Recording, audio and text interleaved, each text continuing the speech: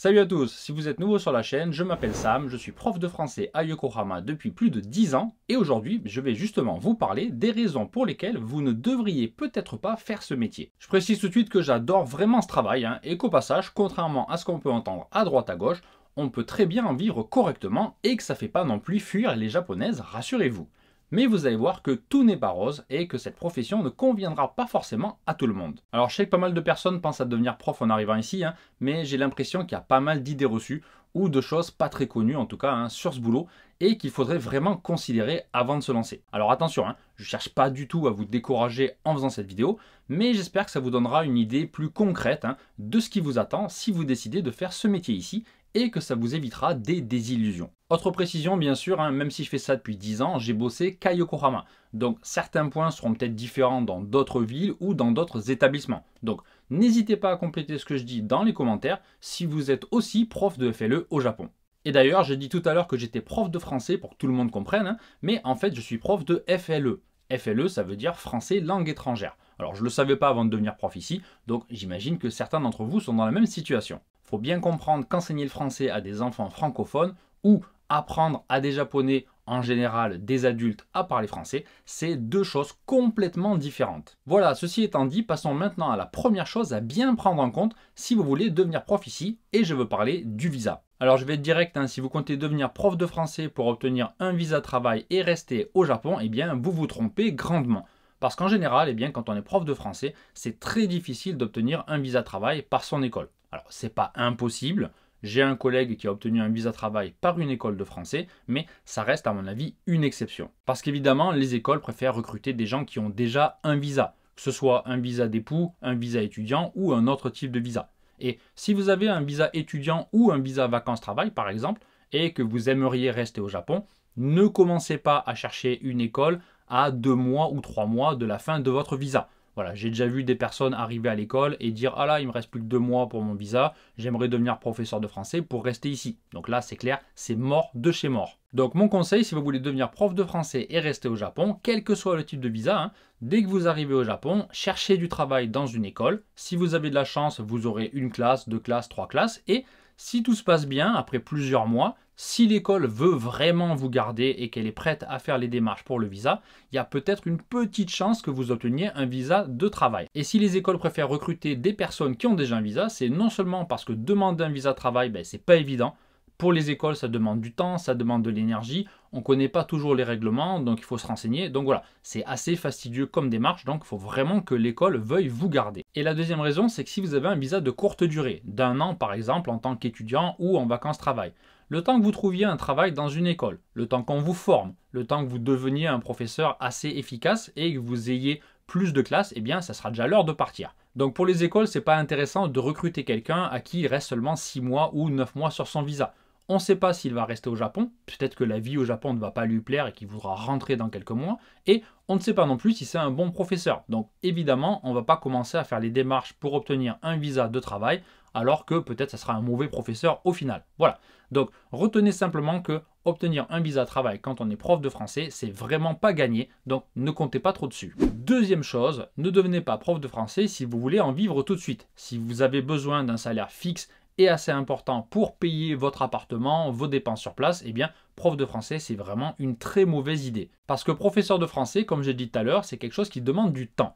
Si vous avez de la chance et que vous commencez à travailler dans une école de langue, au début, vous aurez peut-être 1, 2, 3 classes maximum. Et si ça se passe bien, au bout de quelques mois, on vous confiera d'autres classes ou d'autres cours privés. Mais dans les écoles de langue, quand vous commencez, vous ne gagnerez pas un salaire suffisant pour vivre et ça prendra beaucoup de temps pour augmenter. Alors vous allez me dire, il n'y a pas que les écoles de langue. Effectivement, on peut aussi enseigner le français dans les cafés, dans les instituts français, dans les facs ou dans les lycées ou les collèges par exemple. Mais dans les instituts français, c'est la même chose. Quand vous arrivez, vous aurez 1, 2, 3 classes. Et puis après, s'il y a assez d'élèves, peut-être qu'on vous confiera d'autres classes. Mais ce n'est pas du tout garanti. Dans les lycées et dans les facs, déjà pour y rentrer, en général, il faut avoir des connaissances, connaître du monde ici. Donc si vous venez d'arriver, c'est probablement pas le cas. Voilà. De temps en temps, il y a des annonces, il y a des recrutements, mais très souvent, ce recrutement, il est là pour la façade et le poste est déjà attribué à quelqu'un en interne qui connaît du monde. Voilà. Donc Ne comptez pas trop dessus si vous arrivez directement de France. Voilà. Si vous êtes déjà installé ici depuis longtemps, vous avez des collègues, des connexions, c'est tout à fait possible. Mais même si vous rentrez dans une fac ou dans un lycée, eh bien, au début, vous n'aurez pas 25 heures de cours par semaine. Même à la fin d'ailleurs, hein, j'ai jamais entendu de prof qui avait 25 heures dans le même lycée. En général, vous aurez 2, 3, 4 heures dans un lycée et puis il faudra trouver un autre établissement pour faire d'autres heures et avec le cumul de tout ça, vous arriverez enfin à un salaire décent. Et dans les cafés, c'est la même chose. Hein. Pour trouver des élèves dans les cafés, eh bien, ça prend beaucoup de temps. Et surtout depuis le début de la crise sanitaire, hein, c'est devenu beaucoup plus difficile. Moi, j'ai beaucoup moins de cours dans les cafés qu'avant. Et mes collègues, c'est un peu la même chose. Donc voilà, si vous voulez gagner votre vie tout de suite et avoir un salaire de 100 000, 200 000 yens tout de suite dès que vous arrivez, eh bien, prof de français, c'est vraiment pas la bonne solution. Alors si, juste un truc, hein, j'ai déjà vu des annonces pour des postes de prof de français à temps complet. En général, c'est dans des endroits un peu isolés où il n'y a pas beaucoup de profs de français et donc il y a des écoles, des établissements qui recrutent des profs à temps plein et qui leur payent un salaire fixe de par exemple 200 000 ou 250 000 yens par mois. Donc ça peut être une solution si vous répondez à tous les critères, si vous êtes prêt à aller habiter dans cette région, voilà, c'est possible, c'est assez rare mais j'en ai déjà vu et j'ai déjà des collègues qui m'en ont déjà parlé. Alors c'était jamais à Yokohama ou à Tokyo, hein, c'était toujours dans des préfectures un peu plus isolées. Ce qui m'amène à mon deuxième point par rapport à l'argent, c'est que si vous voulez gagner beaucoup d'argent sur le long terme, hein, je veux dire après 5 ans, 10 ans ou même 15 ans, eh bien avec prof de français, probablement vous n'y arriverez jamais. Alors je viens de parler de poste à temps plein à 250 000 yens par mois. Ça peut vous paraître sympathique comme salaire, mais en réalité, 250 000 yens par mois, c'est pas du tout un bon salaire au Japon. C'est même pas un salaire moyen. Le salaire moyen, en général, c'est plutôt 350 400 000 yens par mois. Si vous êtes prof de français, vous pourrez très bien gagner 350 000 ou 400 000 yens par mois. Alors, ça prendra des années et c'est possible aussi de gagner plus. Hein. Il y a des gens qui gagnent 500 000 ou 600 000 yens par mois. Mais en général, ils ont des postes où le taux horaire est très intéressant. Il y a par exemple des lycées privés qui payent 7 000 ou 8 000 yens de l'heure. Vous pouvez aussi trouver des groupes de personnes qui veulent étudier. Et donc, s'il y a plusieurs étudiants, vous pouvez recevoir par exemple 10 000 yens de l'heure. Ça arrive. Mais c'est assez rare. Et vous n'aurez probablement pas 40 heures par semaine avec ce taux horaire. Donc en général, hein, sauf exception comme je viens de le dire, peu importe l'endroit où vous travaillez, que ce soit des cafés, des écoles de langue, des lycées publics ou des instituts français, eh bien, votre salaire horaire moyen dépassera rarement les 4 000 voire les 5 000 yens par heure. Donc, au bout d'un moment, quand vous aurez réussi à travailler 40 heures par semaine, eh bien, vous atteindrez un plafond. Et ça sera très difficile de gagner plus d'argent seulement avec vos cours. Il faudra vous diversifier et trouver d'autres choses ou bien vous contenter de ce salaire. Passons maintenant au rythme de travail. Ne devenez pas prof de français si vous ne voulez pas travailler le soir ou le week-end. En tout cas, si vous travaillez dans des écoles de langue ou dans des instituts français par exemple. Parce que on enseigne le français à des Japonais et beaucoup d'entre eux travaillent. Et donc ils travaillent du matin au soir. Et donc ils peuvent étudier le français le soir après le boulot, le matin avant d'y aller. Ça existe, hein, il y a des cours très tôt le matin ou évidemment le samedi ou le dimanche. Donc au début, on a plutôt des propositions pour des cours le soir ou le week-end. Alors dans mon école, le soir, les derniers cours commencent à 19h30 et terminent à 9h moins 10. Ce qui fait que je rentre chez moi vers 9h30. Mais je sais qu'il y a d'autres établissements qui terminent un peu plus tôt ou un peu plus tard. Et au début, si vous voulez gagner suffisamment d'argent, vous ne pouvez pas vous permettre de refuser ces cours. Donc il y a de fortes chances que vous vous retrouviez à travailler tous les soirs de la semaine, le samedi, voire le dimanche. Moi, c'est ce que je faisais au début, hein, pendant mes premières années. Je bossais 5 soirs par semaine dans mon école, le samedi toute la journée et le dimanche matin, je donnais des cours dans les cafés. Maintenant, j'ai un peu levé le pied, hein. Je travaille plus que 3 soirs par semaine à l'école, mais les 2 autres soirs, je donne des cours en ligne sur Zoom. Et le samedi, je travaille encore toute la journée, mais je termine à 17h et le dimanche, je ne travaille plus. Donc si c'est quelque chose que vous ne voulez absolument pas faire, eh bien réfléchissez bien et peut-être que professeur de français n'est pas la profession qui vous convient. Ah, et en plus des jours et des horaires de travail, il y a aussi les congés. Donc si vous êtes prof de français au Japon, ne vous attendez pas à avoir 5, 6, 7, 8 semaines de congés payés, comme ça peut être le cas en France selon votre profession. Alors ça dépend énormément de l'endroit où vous travaillez. Si vous travaillez dans des lycées privés ou dans des universités, probablement vous avez un salaire mensuel fixe, qui est court ou qui n'est pas court, vous êtes payé. Donc on peut assimiler ça à des vacances. Mais ce n'est pas vous qui décidez quand il y a cours. Si vous travaillez dans des écoles de langue, en général les écoles de langue ferment 2 ou 3 fois par an pour 1 ou 2 semaines. Dans mon école, on ferme 2 semaines à Noël pour le Nouvel An, parce qu'il y a des vacances pour les Japonais. On ferme également 10 jours environ en mai pour la Golden Week. Là aussi, c'est une période de vacances très importante pendant laquelle les Japonais voyagent. Et on ferme 2 semaines en août pour Obon. là aussi, des vacances pour les Japonais. Ça permet aussi en août ou à Noël de pouvoir rentrer en France pour les profs qui peuvent se le permettre, parce que c'est pas donné, donc c'est un gros budget. Ça aussi, c'est quelque chose à considérer. Mais voilà, en général, vous ne pouvez pas choisir vos vacances. C'est possible de prendre un jour ou deux par-ci par-là, même une semaine, mais vous ne serez pas payé et vous devrez trouver un remplaçant pour assurer vos cours. Les vacances, c'est vraiment quelque chose de très différent par rapport à la France. Surtout moi qui étais fonctionnaire en France, j'avais je crois 46 jours de congé, je prenais quand je voulais, je prenais un mois d'affilée, c'était ok. Alors j'étais un peu privilégié, mais quand vous êtes prof de français au Japon, c'est pas du tout comme ça. Donc préparez-vous à avoir beaucoup moins de vacances et à ne pas pouvoir choisir quand vous voulez partir, à moins de perdre pas mal d'argent si vous le faites. Un autre domaine à bien considérer si vous voulez devenir prof de français au Japon, eh bien c'est votre niveau en langue, que ce soit d'ailleurs votre niveau en français ou en japonais. Alors je m'explique. Pour le français, évidemment, si vous avez un niveau de français catastrophique, vous ne pourrez pas être prof de français. Je pense que ça étonnera personne. Maintenant, il n'y a pas besoin d'être un expert de la langue française. Moi, quand j'ai commencé, j'avais un niveau correct, mais je faisais encore des fautes que je ne fais plus maintenant. Mais évidemment, même maintenant, moi ou d'autres collègues, ça nous arrive encore de faire des fautes bêtes ou des fautes un peu techniques.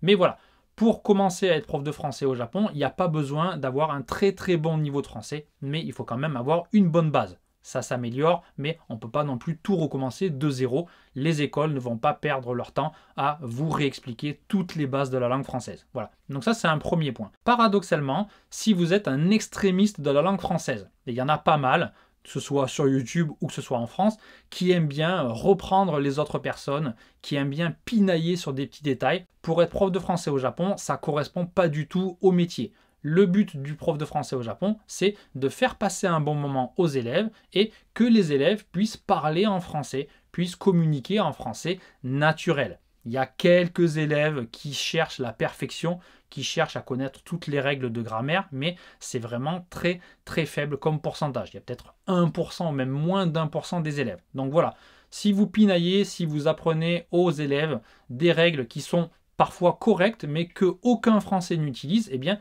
ça va plutôt les desservir. Et du coup, si les élèves s'ennuient parce que vos cours ne sont pas forcément très pratiques, très concrets, eh bien, ils vont arrêter la classe et vous allez perdre de l'argent et peut-être que vous ne pourrez plus vivre de ce métier. Donc voilà, si vous êtes un extrémiste du français, si vous n'arrivez pas à vous retenir, peut-être que prof de français, ce n'est pas la solution idéale. Voilà, vous n'allez pas expliquer toutes les subtilités de la grammaire pendant vos cours. Vous allez en général faire des conversations, expliquer des règles simples, la conjugaison des verbes simples, mais voilà, vous ne rentrerez pas dans les détails et en tout cas, ça ne sera pas utile pour vos élèves. Par rapport au japonais maintenant. Donc là aussi, il y a deux aspects. D'un côté, si vous avez fait des études de japonais et que vous venez au Japon pour pratiquer le japonais, pour parler beaucoup japonais, eh bien, prof de français, c'est pas forcément la meilleure idée. C'est possible, mais voilà, si vous essayez de parler trop japonais pendant les cours, certains élèves vont peut-être pas apprécier, ils sont là pour parler français. Ils sont pas là pour vous écouter parler japonais et montrer que vous parlez bien japonais.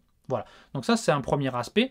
Mais de l'autre côté, si vous parlez pas du tout japonais, c'est pas totalement bloquant, mais ça va quand même vous gêner et vous handicaper. Il y a certaines écoles qui demandent que les profs parlent un peu japonais, certaines qui demandent qu'ils parlent bien japonais, d'autres qui n'y attachent pas trop d'importance. Mais objectivement, pendant les cours, même si vous faites votre maximum pour parler seulement en français, surtout avec les élèves intermédiaires ou avancés, c'est très facile, eh bien au début avec les élèves débutants, vous allez forcément devoir expliquer quelques trucs en japonais, surtout si les élèves posent des questions. Et puis, pour lier des relations avec des élèves, eh bien, c'est important, je pense, de parler la langue. Que ce soit avant les cours, après les cours ou même pendant les cours. Si vous ne parlez pas du tout la langue et que les élèves peuvent seulement vous parler avec le français qu'ils ont appris jusqu'à maintenant, ça va être assez limité. Et comme j'ai dit tout à l'heure, les élèves sont là pour passer un bon moment.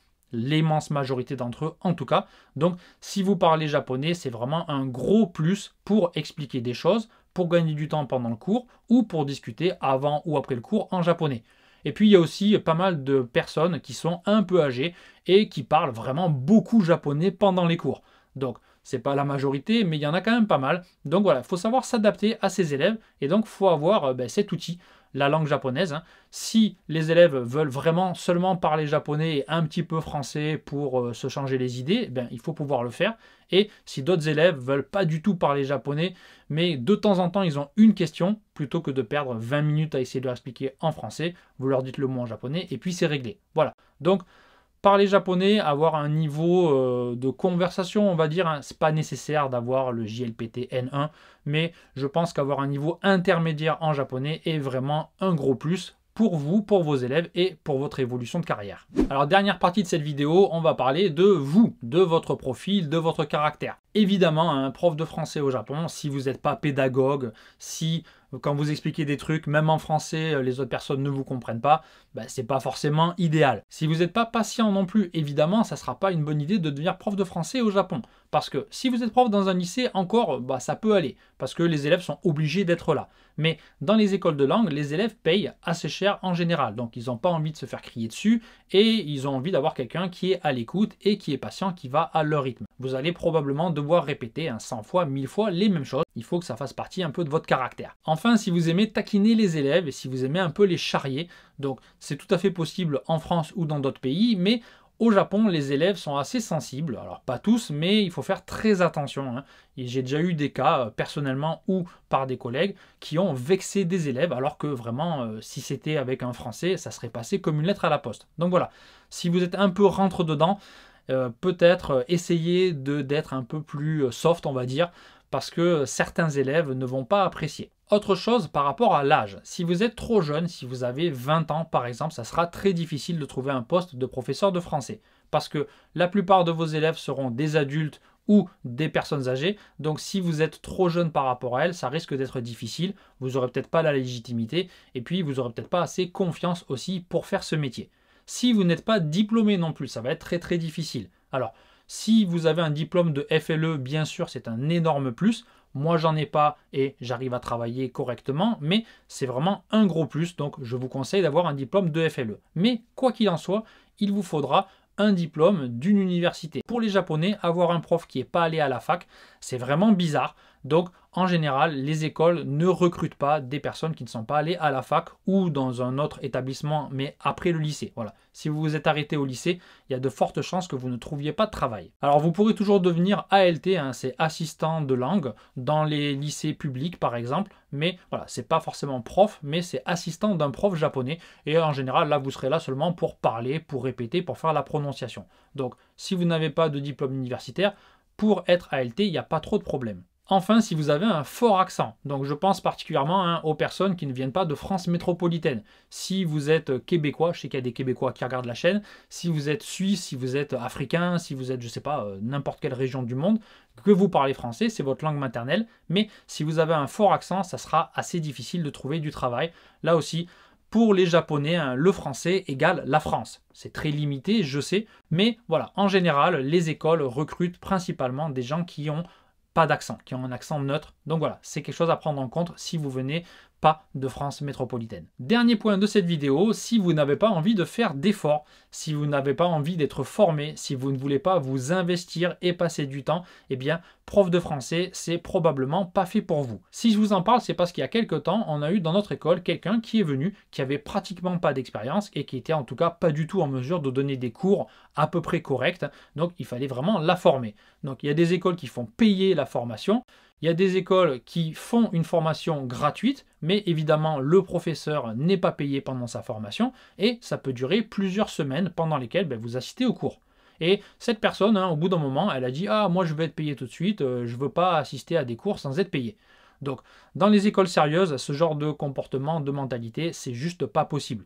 Il y a peut-être des établissements où ça passera, mais voilà, si vous voulez vraiment devenir prof de français, en faire votre métier sur le long terme, il va falloir au début vous former, accepter les critiques et les conseils et faire des efforts. Voilà, je pense avoir fait à peu près le tour de toutes les raisons pour lesquelles vous ne devriez peut-être pas devenir professeur de français ou en tout cas, ça risque d'être très difficile ou bien il faudra bien réfléchir avant de vous lancer. Maintenant, ceci étant dit, je le répète, mais j'adore ce travail. Il y a beaucoup d'avantages, c'est très intéressant et je changerai de métier pour rien au monde. J'avais d'ailleurs déjà fait une vidéo sur ma profession il y a 1 an. Donc si vous ne l'avez pas vu et que vous voulez en savoir plus sur mon parcours et sur le métier de professeur de français au Japon en général, je vous mettrai la vignette par ici. Si vous avez aimé cette vidéo, n'oubliez pas de mettre un petit like. Il y a aussi le bouton merci si vous voulez me remercier plus activement.